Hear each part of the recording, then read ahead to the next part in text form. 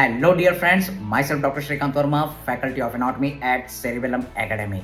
As you all know, we are going to do the ORR, offline crash course preparation for your upcoming exams in a very beautiful way. This is starting from the 18th of December at Delhi.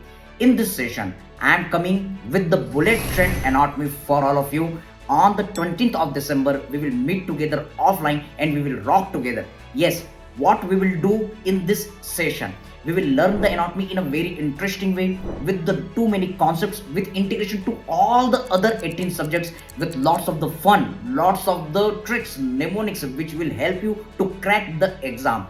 Also remember, we will start this session with the basic concepts which will help you to make the basic platform for all the 18 subjects. Then we will move for the limb portion, upper limb and the lower limb, where we will integrate the anatomy with the orthopedics, with the radiology and with the medicine. Then we will go for our head, neck, face and the neuroanatomy, which is considered as the most difficult part. We will create the too many magics here. We will integrate with the neuromedicine, neurosurgery, and we will learn in a very conceptual way.